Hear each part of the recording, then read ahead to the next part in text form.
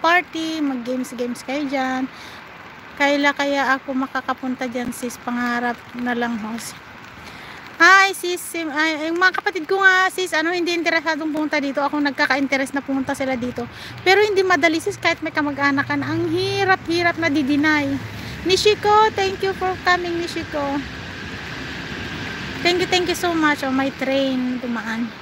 So, lang, katabi lang din ng train station. Halimbawa, pupunta ka dito sa castle na ito, may train station sa tabi nito. So, diretso. America is changing a lot in a bad way. Really? Yeah, this is, I heard. I saw from the news also. This is what my husband told me because he is updated about news. He said America now is not this and that. Amna, Ahmed, thank you for coming. Thank you. Welcome, Amna. So, let's go down. I'll bring you down to see how it looks like. How tourists doing there, because sometimes maybe you could see some video or picture. Where is this, where is that, and this is how it's look like. Do you live in Switzerland? I'm not, Ahmed. Yes, I live in Switzerland. So you can do some self picture, selfie there. I will not bring you go down. It's better to take a video here. We are going down. Okay, I'll bring you down. Why not? Anyway, the rain is not strong. It's a raindrops. Let's hope Trump will not win as president again during the election. Bakit ayaw mo kay Trump, si Simply? Si Simply, bakit ayaw mo kay Trump? Diba during ng reign naman ni Trump ay walang war?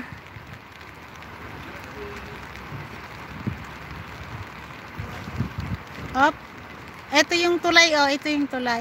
So kapag may war tapos matatalo sila, tatanggalin lang nila yung yung kahoy na yan. Kaya hindi yan kinukoncrete kasi ang purpose niyan ay pwedeng explode lang, madaling explode, ganun, tanggalin. Para hindi makapasok yung kalaban, ganon. Inday Jo, thank you. Ang cute ng deer. Dati wala naman yung deer dyan, kaya lang hindi pwedeng pumunta doon. Hindi pwedeng lapitan yung deer. Pero totoong deer yan, totoong deer. Bye, host. My cell phone is not good, always buffering. Sige lang, sis MDT. Yeah, I hope it will be a young president and not too old. Yeah, look, the great, yeah, the president of US now, it's really, he need to take a rest. He need rest. Yeah, I saw some video of Biden. He really, yeah, he's too old. Pag nanalo si Trump, baka mag-attack na si Putin.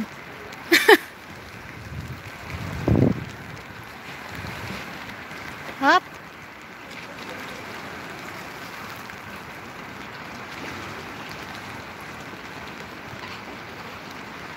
May mga iba na pro sila kay Trump, yung iba naman against kay Trump. Sino naman ang bet mo na president, si Simple, for US? Sino ang bet mong maging president? Putin is the dictator. naging ng topic natin dito, naging politics na. Kasi si Trump gusto niya umalis NATO. Okay.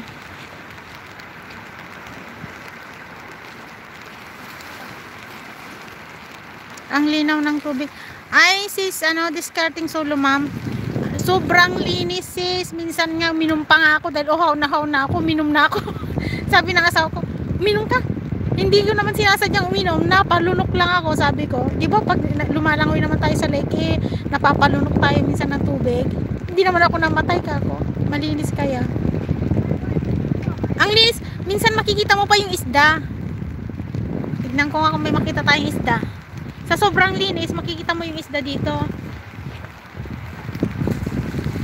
May mga kabataan minsan na na tumatalon dito kahit winter.